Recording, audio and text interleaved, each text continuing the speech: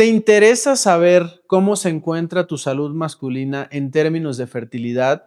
¿No sabes cómo interpretar un estudio? ¿No sabes qué es normal y qué es anormal? ¿No sabes a quién acudir cuando tengas un estudio que te hayan dicho que es anormal?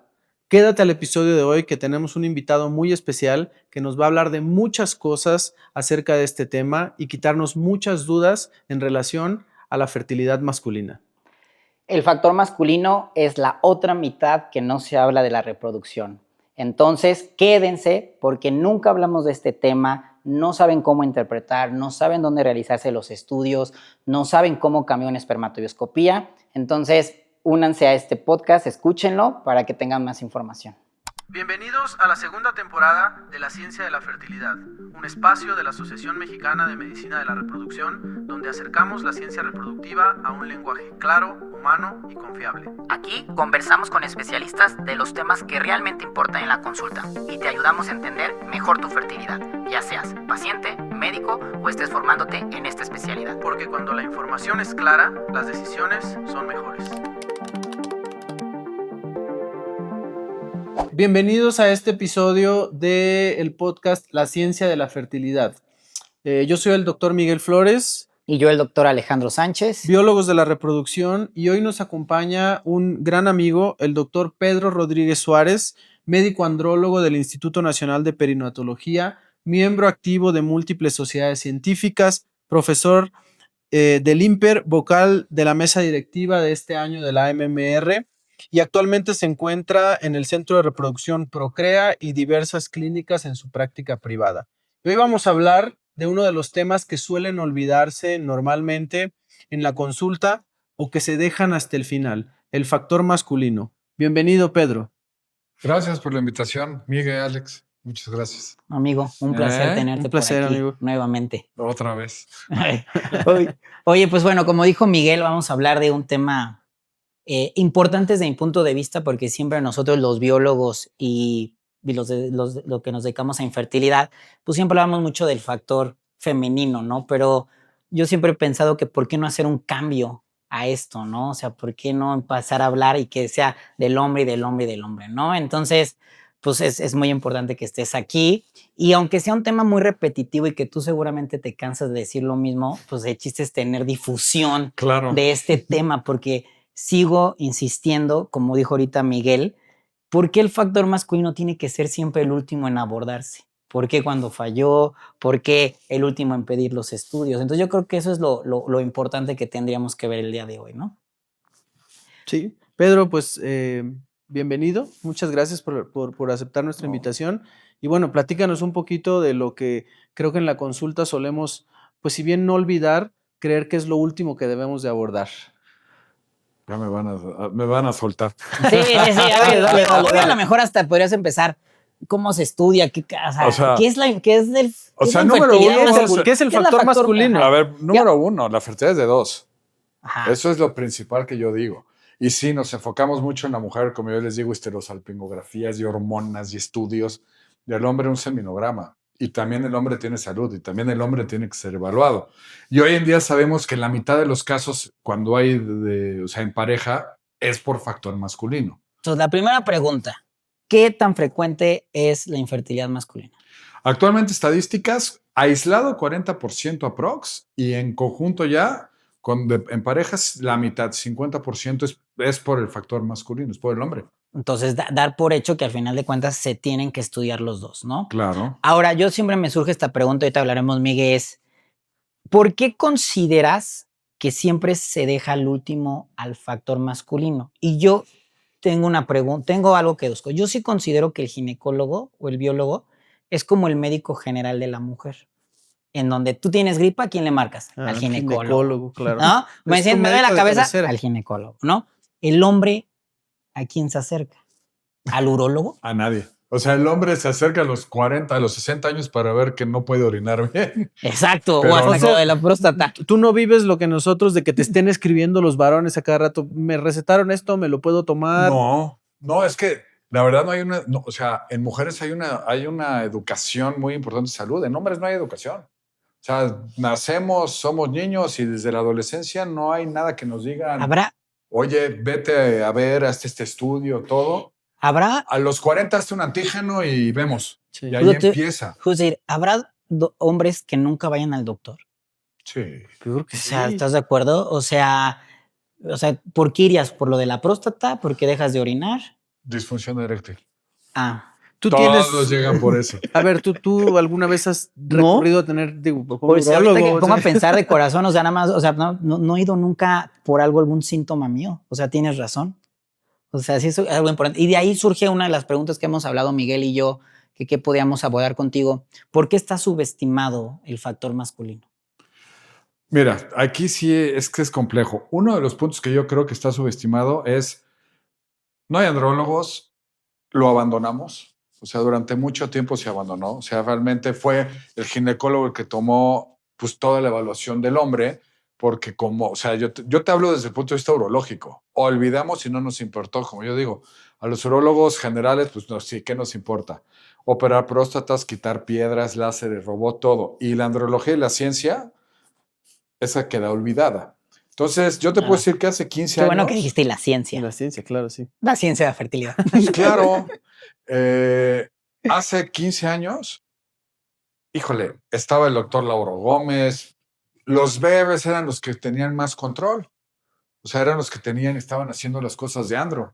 Poco a poco hemos empezado otra vez a retomar todo, pero un punto es ese, o sea, que tampoco hay a quién mandárselos, tampoco tienes opciones para mandárselo a todo el mundo. El otro día vi un artículo y decía, no sé actualmente tú que estás más en la parte de la residencia de los urólogos, ¿qué tanto ustedes como especialistas, como urólogo, ven andrología actualmente en los nuevos programas académicos? Porque ahora entiendo, así como nosotros hacemos una subespecialidad para entender el tema, ¿ustedes como urólogos salen con el conocimiento al 100% de andrología? O sea, O sea, ¿Qué tanto ven en está su escrito formación? que tienes que tener algo durante la formación de los 4 años. Yo con todos los recientes que tengo de uro, o sea, ajá. lo que tienen de andro es porque buscan rotaciones con externos, ¿no? O sea, O porque realmente les interesa el tema y como y que hay quieren adentrar un cierto, poquito más en o sea, y gente, por ejemplo, que fueron alumnos míos que ya están como coordinando residentes, pues ya saben y los mandan y piden este tipo de apoyos. Pero la verdad es que ahorita uno de mis fellows, como me dice en la residencia, mi entrenamiento o mis pláticas, o sea, lo que yo llevé de clases de andro fueron cero. Sí, exacto. Cero. Ahora, yo tengo una pregunta porque creo que esto es algo que vemos todos en la consulta y evidentemente aquí estamos teniendo un espacio que también puedan ver los pacientes, que puedan ver los médicos que están en formación. Y a mí siempre no sé qué decirle a un paciente cuando me llega la pareja y veo todos los estudios que ya tiene, incluso ahora que de repente recibes referencias de colegas ginecólogos en temas reproductivos. El varón trae una espermatobioscopía o a veces ni siquiera la trae, la mujer trae un montón de estudios y te dice, ya le hicieron los estudios a mi esposa y a mí me hicieron un estudio y estoy bien, todo bien. Digo, ¿cómo puedes saber que estás bien solamente porque te hicieron una espermatobioscopía? O de repente, bueno, Creo también que pasa ahí, que tienen o sea, hijos ya y justo te para dicen, los que nos están viendo y más y esperemos que este podcast lo vean los hombres. Si tú como mujer estás pasando por este Pónselos a tu tratamiento de marido. fertilidad, pónselo a tu marido. la idea sí. es que esto se lo pongan al esposo y ahí es la pregunta, justo lo acaba de decir Miguel. ¿Qué estudios deben de tener un varón? O sea, básicos. O sea, entiendo que la De entrada. espermatobioscopía, que hablaremos después de ella, que es el estudio del espermatozoide. Pero a ver, ¿qué estudios, así como le pedimos a la mujer, son esenciales en el hombre para que llegue a la consulta con nosotros? O sea, de entrada sí creo que cuando están con el veo de la reproducción, sí estoy de acuerdo que hagan una espermatobioscopía. Si sale completamente normal, ahora yo ya le meto fragmentación, que ese es otro boleto. Ahorita hablamos. Pero con eso, si hay, nosotros como trabajamos en la clínica, si el seminograma trae alguna alteración, inmediatamente pasa. Y se les manda ya el protocolo, que ya está. Y entonces ahí es donde les pedimos los estudios. Tengo una pregunta que acá soy. Si nosotros hacemos una espermatobioscopía y sale normal, no debemos de pedir colesterol, glucosa, insulina, tiroides. O sea, esa Espera, es la yo tengo una pregunta del todavía millón. antes de esa. ¿Qué tan frecuente ves espermatobioscopías normales? Bueno, es que si hablamos de la morfología, pues entonces O sea, que tú digas, estás normal. No, pero cuéntalo Pero como ¿qué- si fuera. Sí, sí, normal. ¿Qué es normal? Eh, O sea, para mí o sea, normal que es, todos tus parámetros te salgan excepto la dentro morfología. dentro de los valores de referencia. Es que, a ver, esto ya lo hemos platicado antes, Pedro. Es alguien, cuando ustedes ven en estudios de fertilidad, evaluamos al hombre unos parámetros y dentro de esos parámetros está la morfología, lo cual Pedro, cuando nos ha explicado, él dice que la morfología tiene que pasar otro término, ¿no? O sea, decir morfología de 2, 3, a lo mejor no deberíamos de valorar en eso, sino todo el parámetro. Todo. Entonces, justo lo que dice Pedro y Miguel es, hablando para ti entonces, o sea, lo que dice Miguel, ¿qué debemos de fijarnos en una espermatoscopia y qué porcentaje de eso hoy en los Salen hombres es normales. normal? Obvio sin meter la morfología. Imaginemos que no la metiéramos actualmente. Si meter a morfología, pues yo creo que salgan con buena concentración y motilidad. Que también hay que entender, o sea, yo lo que recibo ya es muy dirigido. Claro. O sea, no es de que lleguen de primera vez Sí, conmigo. sí, O sea, sí. ya viene dirigido de que ya le hicieron un estudio, ya la esposa ya la están viendo. Entonces, cuando llegan conmigo es porque ya detectaron alguna alteración. Yo te puedo decir que en mi consulta que los que llegan, Todos. pues el 100% trae. Ya sea de la misma, del mismo seminograma o en ocasiones, por ejemplo, de fragmentación de DNA. Normospermicos con alta fragmentación. Me están llegando muchos. Ok. Entonces, yo te puedo decir que pues, a mí me llega el 100% con alguna alteración. Claro. Bueno, yo también, ahora, justo lo que yo decía era, yo sí soy de la idea que aunque tengamos una espermatobioscopía normal, el hombre tiene que tener colesterol, triglicéridos, Todo. glucosa, resistencia, Claro. tiroides, vitamina D. A ver, una espermatoscopía nos da una idea de cómo pueden estar las cosas. No nos puede hablar ni de la salud, ni del potencial Eso reproductivo es del importante, paciente, Y ni de Pedro. la nada. fertilidad. Tenemos quizás. pacientes que están normos, que no se embarazan, y tenemos pacientes que están ligeramente alterados y que se embarazan espontáneamente y no hay ningún problema. La muestra de semen es una foto del momento, del día, de la hora en que la dejó. Y ahí vienen los factores de estrés, si durmió o no durmió, qué hizo antes, el laboratorio. Entonces, sí nos sirve como una muy buena guía para saber más o menos cómo está el paciente, pero no le podemos decir, saliste hoy con morfología 3 in vitro. O sea, no, a ver, tranquilos. O sea, eso es de ese momento. Por eso es que lo mismo que digo, las mujeres piden todo. Y cuando ya tenemos una muestra de semen alterada, muchas veces también es un reflejo de que algo está pasando en el cuerpo del paciente. No hay que olvidar que son células. ¿Tú considerarías que en toda pareja que va a buscar embarazo, es decir, no sé, una pareja se acaba de casar bueno, no están casados, pero van a empezar a buscar embarazo y dicen, queremos buscar ser papá y mamá, ¿debe de hacerse una espermatobioscopía? Sí, Sí. O sea, definitivamente. O sea, y ahí surge un poco yo siempre le digo que a los pacientes lo peor, a ver, son dos preguntas, es perder ese tiempo. O sea, para nosotros el tiempo es lo más valioso actualmente, ¿no? Y así como cuando llega una paciente, una mujer y nos dice, oye, ¿qué estudios básicos necesito porque voy a buscar?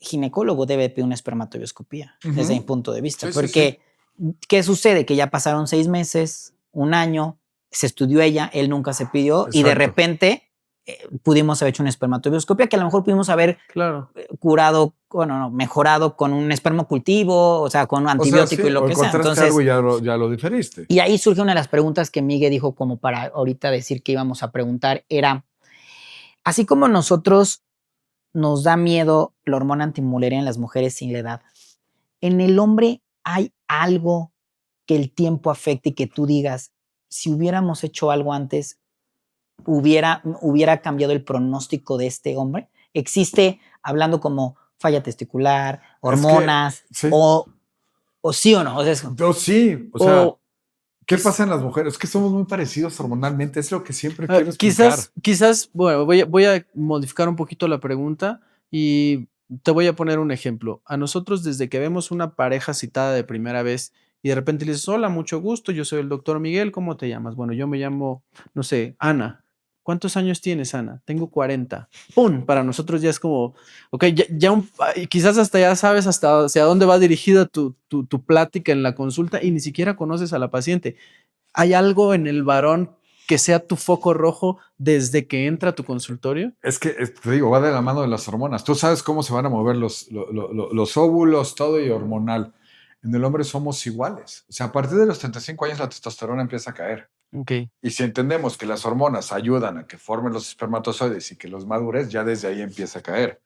También sabemos que la edad empieza a fragmentar más el espermatozoide, que es un envejecimiento celular normal. ¿Podrías explicarles la fragmentación a quienes nos están, o sea, por cómo, es, qué es, estudios tenemos, Javier? es muy fácil. La fragmentación es, tenemos nuestros estudios de espermatoscopía y nos dicen, hay tantos espermatozoides, se mueven así, están así. La fragmentación es un estudio de cómo está internamente el espermatozoide, cómo está su DNA, y esto nos habla de la función y cómo va a poder mandar las señales una vez que se junte con el óvulo. Por eso es tan importante ahorita estudiar. ¿Y qué puede modificar la fragmentación? Híjole. Todo lo que aumente la producción de producto reactivo o de oxidación en el cuerpo. O sea, las indicaciones que antes te decían eran si fallan ciclos, infertilidad de origen desconocido, bla, bla, bla. Hoy sabemos todo factor en riesgo que pueda aumentar el estrés oxidativo en el cuerpo tiene que ser estudiado. Obesidad, sobrepeso, diabetes, dislipidemia, mayores de 40 años, o sea, todos hay que estudiarlos. Antecedentes de tabaquismo, alcoholismo, sedentarismo, o sea, a esos pacientes hay que estudiar la fragmentación. Claro. Ahora, algo importante que deben de saber quienes nos están viendo o escuchando, cuando hablas de la fragmentación, siempre una de las preguntas, ¿está alterado? ¿Eso significa que tendré un bebé enfermo? No. Eso nos pega, o sea, alteraciones en la parte interna del DNA del espermatozoide nos pega en 2 puntos. En el desarrollo del embrión, que ese es el primerito para poder tener un embrión sano, y luego durante el embarazo, si se logra, que pueda haber un mayor riesgo de pérdidas, pero no hay relación con malformaciones ni alteraciones en cromosómicas ni nada.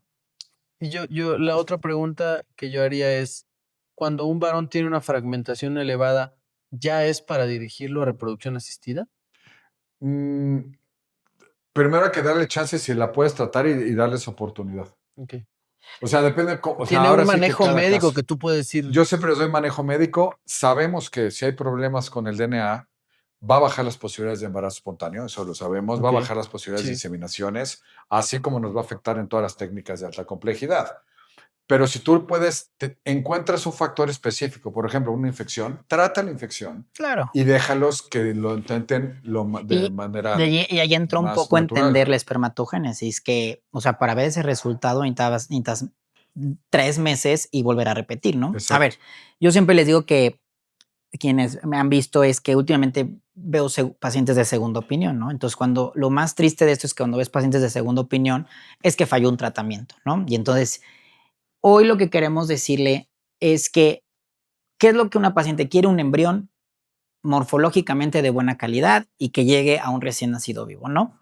Entonces, cuando haces el análisis retrospectivamente y de repente ves que esa pareja no le pidieron fragmentación y tiene una fragmentación elevada, no estoy diciendo que eso sea la causa, pero para mí no es ético hacer un tratamiento de fertilización con una fragmentación elevada, porque he discutido con genetistas que sí o sí no, pero desde mi punto de vista te puede dar alteración en el desarrollo embrionario, en la calidad embrionaria, en la implantación, claro, aumento de abortos, ¿no? Sí. Entonces, es donde entra el impacto y lo hemos debatido en miles de congresos.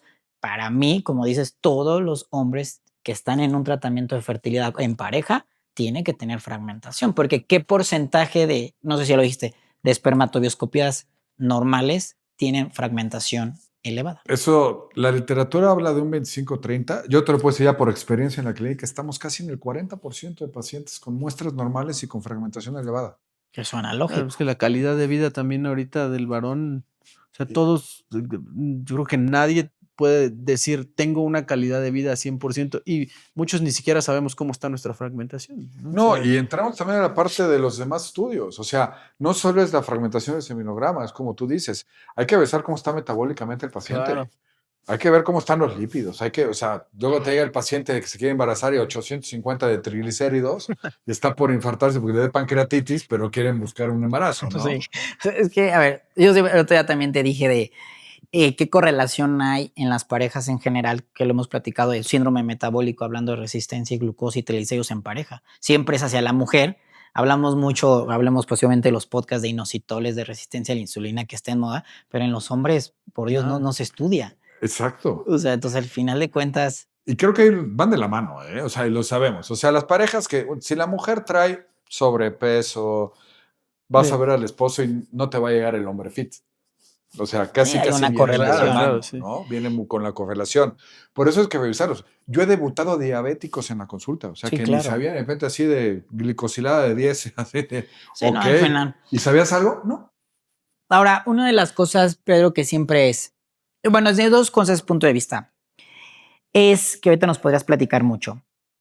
¿Cómo son los valores de la espermatobioscopía? O sea, actualmente, ¿cuáles son los valores? ¿Cómo surgieron estos valores para que la gente entienda que un valor alterado no habla de infertilidad? Y dos, que a veces es muy difícil que un hombre acuda a una clínica, o no una clínica, con un experto a interpretar una espermatobioscopia. Entonces, ¿qué nos puedes decir de eso? O sea, ¿por qué? ¿Cuáles son los valores actualmente? ¿Cuáles son los que rigen? ¿Cómo surgen?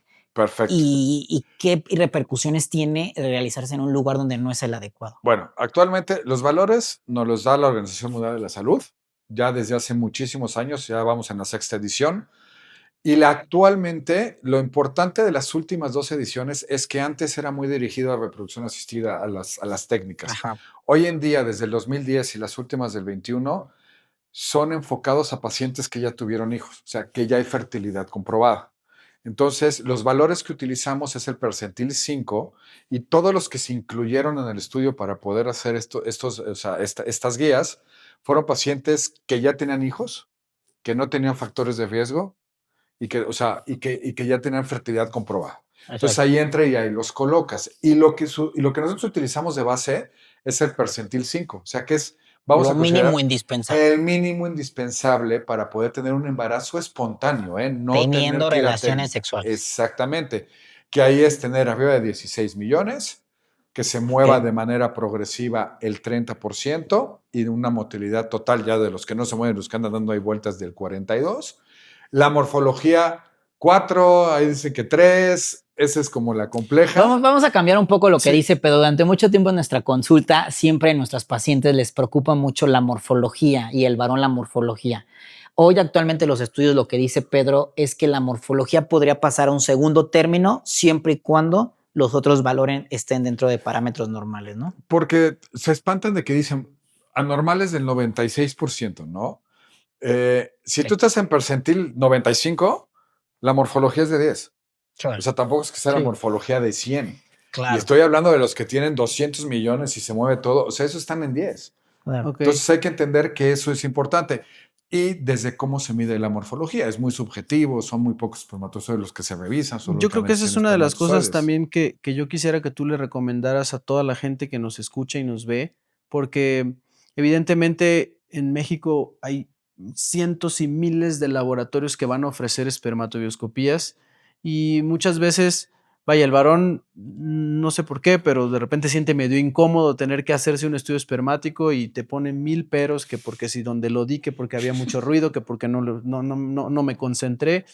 ¿Cómo puedes tú, más bien, cómo puedes decirle a la gente que reconozca que un estudio no está bien realizado? O sea, Número 1, para mí, y la ley y regla creo que tiene que ser en un centro de producción. O sea, número 1. Sabemos que en un centro de producción va a haber alguien encargado del área de andrología que se va a dedicar únicamente a hacer estas muestras. Ese es el número 1.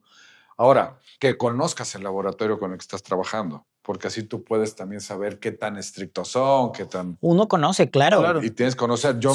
A mí en broma me pone 3 de morfología y yo sé que está perfecto el paciente, ¿sí me entiendes?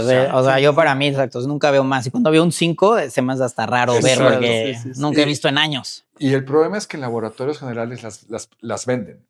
Y las venden muy baratas. Pero entonces es como yo les digo, o sea, si un paciente quiere estar tranquilo de la morfología, vayas a Chopo, ¿no? O sea, yo en Chopo nunca he visto una morfología por abajo del 40%. Y dices, esto Es que es imposible también. yo creo que es el primer punto. O sea, yo siempre les ¿dónde digo, hacerse un estudio? a ver, está bien que lleguen con un estudio porque es importante. Yo creo que un estudio que es realizado en otro lugar, lo más valorable es que tenga espermatozoides. Sí. O sea, si en otro estudio no tiene espermatozoides, ahí sí dices, ok, algo sucedió. Ya si ves espermatozoides, obvio esa pureza la tenemos que hacer en una clínica, pero es muy sencillo lo que dice Pedro. Si ustedes ven que en un estudio les reportan, yo siempre le digo, una morfología por arriba del 6% o más hasta del 4%, ese estudio está mal Dúdalo. interpretado. Sí, claro. O sea, es como cuando decimos de la hormona antimuleriana. O sea, esa sensibilidad sí puede llegar a cambiar. Yo siempre les digo, ok, está bien, tienes espermatozoides, pero yo siempre les enseño una tablita y les digo, mira, si a nivel mundial reportan 4 y tú me están reportando en este estudio 40, pues desde ahí dices, ¿sabes Eso qué, no. chavo? Pues no, Sí. no, oye, pero ¿cómo está? Pues se ve bien, pero al final hay que repetir el Hay estudio, que ser ¿no? más O sea, al final de específicos, cuentas, claro. con lo que es, ¿no? Sí, y otra cosa que también, a ver, nunca quedarnos, si tenemos una muestra que está alterada, Claro. nunca quedarnos con una. Eso se los digo a ustedes, o sea, también a los bebés. O sea, si ustedes piden el primer seminograma y sale con una alteración en la motilidad importante, repítanla. Y lo que dicen las guías es que tienes que hacer 2 en un lapso de 30 días, porque una sola muestra no te puede dar el diagnóstico ni hacerte tomar decisiones a nosotros para, por ejemplo, operar a un paciente o dar un tratamiento hormonal, o a ustedes para decir uno, es que van a un in vitro, ¿no? Por ejemplo, con una sola muestra, porque una sola muestra puede haber pasado muchísimas cosas en el camino. Entonces, como repetirla, es como... Lo que se recomienda es que en un lapso de 30 días tengas 2 muestras. Y si ya salen iguales las 2 en el mismo laboratorio, ok, ya tienes una idea de un diagnóstico por seminograma. Pero yo he tenido pacientes que me llegan muy mal la primera, se la repito y me salen normospermicos Sí, claro. Sí. Y ahora, ¿Y con cuál Pedro, te quedas? con la segunda. Ah, ok. Ahí sí me dio dos O sea, preguntas. sí. Dos preguntas. Una es, de todos los parámetros que puedes ver en una espermatobioscopía, ¿cuál es el que tú creerías que pesa más? Y la segunda es, ¿qué considerarías en un estudio un parámetro de referencia inmediata? De decir, ¿sabes qué? No vale la pena entretenerte, necesitas ver a un andrólogo. ¿Qué es lo que debe hacerte pensar en una referencia inmediata? Yo creo que lo primero es la cantidad, como tú dices, que tenga. Eso es lo primero. Porque aunque maneje un laboratorio mal una muestra, los espermatozoides no van a desaparecer. O sea, van a haber. algo. Deben de haber. Si la manejaron mal, se quedó mucho tiempo, se van a empezar a dejar de mover y van a empezar, pero deben de haber. Yo creo que es el parámetro número 1, o sea, que haya Ok, que trabajar. Y luego yo me voy a cómo uso en calidad. Calidad, ¿quién me la da? ¿Cómo se mueve? Morfología. Y, ¿Cómo se- no. ¿Cómo? Ay, Ay, movilidad. movilidad. Sigue gritando. Y la función, que eso me lo da la fragmentación de DNA. Ok. O sea, como que esos son los puntos para poder saber qué es. Pero no me que tengan. Claro. O sea, pues si no tienen, Sí, ¿para sí, qué sí. les mando Una de esta las, fragmentación? ahorita me sugiero, Piz, una de las cosas, ya porque para terminar hacer capítulos cortos y que sean como enfocados, siempre el hombre, independientemente, yo sé que este tratamiento de fertilidad para la mujer es algo muy pesado, ¿no? Y el hombre dar una muestra en su momento puede ser complicado para muchos.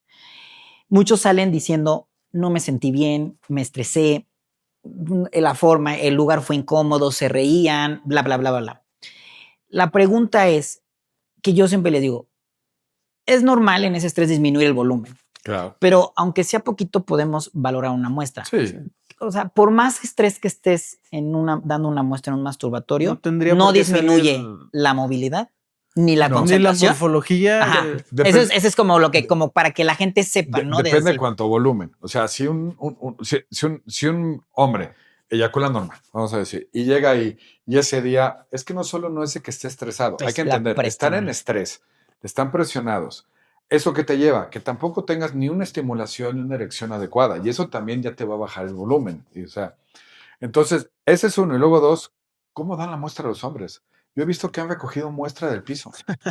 Sí. O sea, se les cae la mitad y están por todos lados. Pues y está eso es lo que difícil, entregan, ¿no? pues una mano, o sea, estás Y entonces, nervioso, ¿qué hasta el quieres? final, ya que llegan a la consulta, o sea, te confiesan de, no, doc, ¿qué cree? Que la mitad se me cayó. Y no, bueno, dices, entonces, ¿qué es esto? Yo he quedado muestras, la verdad sí he pensado eso, siempre digo, espero que no se me caiga, espero ponerla bien y yo sabiendo Se todo, recogiendo en el sí, vasito. todo me acomodo bien y lo que sea. Y ves desde ahí, ok, o sea, si un paciente y te llega con ligera disminución del volumen, es muy esperable. Yo siempre que veo hipospermia leve, o sea, siempre les pregunto, No, ¿estabas se te cayó nervioso la muestra. o cómo estabas? ¿No? Pero sí, o sea, que haya un poquito no te va a reflejar tanto en la muestra. O sea, si se le cae toda y te dan 0.1, pues sí, probablemente Claro. Sí, va a bajar todos los que- parámetros. pero y al final de cuentas la muestra es en mililitro, ¿no? Por porcentaje, Sí. la concentración, Sí, eso es claro. bueno, Sí, con que sí. tú sepas, o sea, puedes tener 6, pero al final el Exacto. reporte sigue O siendo sea, tú lo tienes mismo, ¿no? o sea, un volumen total de eyaculado, que es de todos los mililitros, y nosotros nos enfocamos por mililitro, ¿no? Que es la concentración como tal. Oye, y bueno, ahorita para terminar, Miguel, el podcast es, algo importante es, yo sí considero que este tratamiento en pareja, sí, o sea, a mí me gusta mucho trabajar con los andrólogos, con Pedro y eso, y esta parte es porque tú debes de saber el contexto de la paciente. Entonces, importantísimo, Eso es algo porque que si es nosotros... banking, si es... ¿Cuál si es el plan con el paciente? plan, ¿no? Con la porque yo siempre pareja. le digo a mis pacientes, vayan con un urólogo, pero si yo no tengo contacto andrólogo y él no sabe el contexto de la paciente, quienes tienen la experiencia, que son en la clínica, no te va a poder, porque al final de cuentas, tú me puedes decir, Alejandro, híjole, él está mal, pero ella tiene 40 años, tiene una antimulleriana baja, ¿sabes qué? Mételo, ya bajé la fragmentación. Es lo que digo, nosotros que, o sea, somos andrólogos que nos encanta la fertilidad, tenemos nuestro corazoncito de berre. Y como yo les digo a los pacientes, no soy el experto, pero yo me tengo que poner a leer. Y yo tengo que saber cómo está ella para poder saber qué le voy a ofrecer a él. ¿Cuánto tiempo tenemos? ¿Cuánto ¿Cómo es el tiempo contexto? tengo? ¿Es joven? ¿Tiene buena reserva? Ay, lo tengo que operar de varicocele, ¿tengo tiempo? ¿No tengo tiempo? ¿Lo recanalizo? ¿Le doy hormonas? Como tú dices, 42 años, reserva de 0.01, por favor, te doy los santos óleos y métanlo ya porque se nos van a ir. Sí, ¿no? sí, sí, al final. O sea, tienes que saber muy bien el contexto como pareja. Así como ustedes saben también cómo está la muestra de los hombres, nosotros también tenemos que entrenarnos y eso nos enfocamos mucho en las pláticas con los urólogos. Claro. O sea, tú cuando tomas una decisión de un procedimiento, de un tratamiento en un paciente con infertilidad, tienes que saber qué está pasando del otro lado, porque nos pasan que recanalizan pacientes y la mujer tiene 42. Y entonces, o sea, si tú recanalizas a un paciente es para que se embarace espontáneamente, ¿no? Sí. ¿Y cuál es la posibilidad de que ella se embarace espontáneamente? O pacientes que operan de varicocele y la mujer tiene 41, 40, bajas reservas. No hay tiempo. No hay tiempo. No hay O O tiempo. sea, tienes que saber muy bien cómo está para tú saber qué le vas a ofrecer al hombre. Claro. Pues Pedro, está muy interesante la plática. Yo creo que nos pudiéramos echar todo el Sí. día aquí. Hay 1000 preguntas que tenemos anotadas que queremos hacerte y seguramente va a haber oportunidad de seguir platicando más. Pero quisiera finalizar con 2 cosas. Uno es, si Pedro estuviera escuchando este episodio, ¿qué es el punto que más se llevaría como mensaje a casa? Que cuando estás tratando de buscar un embarazo, tiene que ser un estudio de pareja. O sea, que esto es de dos. No es cargarle toda la mano a la mujer, porque también eso pasa mucho. El hombre es como, eres tú el problema, yo no tengo nada que ver, cuando no es cierto. O sea, entender como hombre de que, pues me tengo que estudiar, tengo que ir con un médico para que me revise y vea que todo y podamos llegar a, pues, a lo que queremos, ¿no? Al éxito de nuestro plan. ¿No? Yo también creo. Yo también creo. Híjole, me faltó un tema, pero ya me... Híjole, era importante porque me gusta esta parte de recordar que al final de cuentas, la idea es que seamos los especialistas quien hablemos del tema y controlemos. Pero qué onda, bueno, ya con los suplementos. Tendremos que hablar después de Ese un es un- suplemento. Vamos a hacer un episodio de eso puros es otro suplementos. Vamos a hacer un episodio. suplemento de suplementos porque, híjole, este boom de los suplementos, este boom de que ahora tú sabes la parte de irnos a la otra parte del estrés oxidativo por suplementos, Claro. nos está arruinando Sí. muestras de espermatozoides. Es que están tomando, o sea, en muchos lados lo están tomando como una receta de cocina. O sea, el hombre llega, se siente y le salen con 80. Y además Y lo que le dijo la prima y lo que le dijo no sé quién y todo. Y los Todo estudios el mundo están, saca ya complementos. están Y además hoy con- es un marketing tremendo. Yo creo que Sí.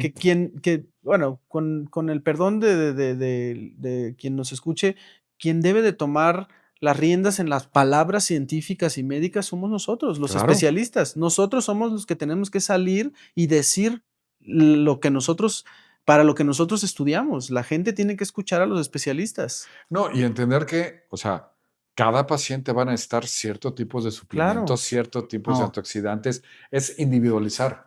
y que Eso está es el comprobado que las muestras de espermatozoides pueden empeorar después de un exceso de suplementos. Claro. O sea, eso está, ya hay estudios de pacientes que tú les aumentas los suplementos y de repente sale todo peor, ¿no? Porque necesitamos un poquito de oxidación oxidación. en el cuerpo. Claro. Exacto, ¿no? Totalmente. Entonces, bueno, Pedro, agradecerte No, de encantado. corazón estar aquí, Muchas de verdad, en gracias, esta Miguel, nueva Alex. temporada que hablaremos después también de ciencia de la fertilidad. Claro. A la asociación por retomar y agradecerte y al final de cuentas, pues cualquier paciente que quiere que tenga preguntas se acerquen a Pedro en redes sociales o a través de la asociación para que Encantado. se aclaren todas las dudas. Claro, ¿no? por favor, invitamos a todos a que sigan las redes de la asociación, a que hagan crecer esta comunidad. Déjenos por favor sus comentarios, sus dudas, si tienen sugerencias sobre algún tema, si quieren que Pedro venga y nos hable nuevamente sobre suplementos, sobre algunas otras cosas en el factor masculino, que a todos nos encantaría escucharlo más sobre esto, varicocele. Y bueno, Pedro, ¿cómo puede la gente conectar contigo? A través de las redes de la asociación, ahorita siendo parte de toda la mesa directiva, pero pues, mi redes, estoy ahí en Instagram y en Facebook como doctor.pedroandro. Exacto, más que nada, Bien, ¿no? muchas gracias, Pedro. Encantadísimos de platicar contigo. Muy, muy, muy ilustrativo. Muchas gracias a todos. Invitarlos, por favor, a esta nueva unión, este nuevo podcast, segunda temporada, para aumentar la comunidad, como dice Miguel, de seguidores. Participen, hagan sus comentarios, sugieran los temas, sugieran los invitados. Estamos encantados de escucharlos y de hacer crecer esta comunidad. Saludos.